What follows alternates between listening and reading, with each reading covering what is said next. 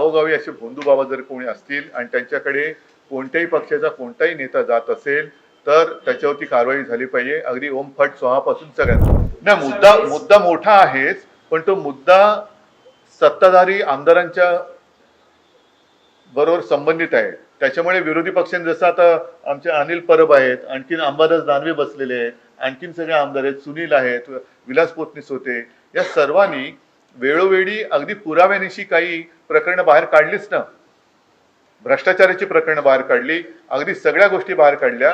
तरी देखील त्याच्यावरती म्हणून मी तुमच्या लक्षात असेल की गेल्या अधिवेशनात प्रेसशी बोलताना बोललो होतो की एक पांघरुण मंत्रालय आता मुख्यमंत्र्यांनी काढायला पाहिजे, की सगळ्यांच्या पापावरती पांघरुण घालणं आणि ते खातं त्यांनी स्वतःकडे ठेवावं. ठीक आहे, मला असं वाटतं याच्यावरती राज्याच्या मुख्यमंत्र्यांना काय आवाहन करतात?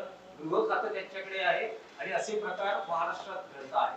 ना असे या निमित्ताने गावोगावी असे भोंदू बाबा जर कोणी असतील आणि त्यांच्याकडे कोणत्याही पक्षाचा कोणताही नेता जात असेल तर त्याच्यावरती कारवाई झाली पाहिजे. अगदी ओम फट स्वाहापासून सगळ्यांवर.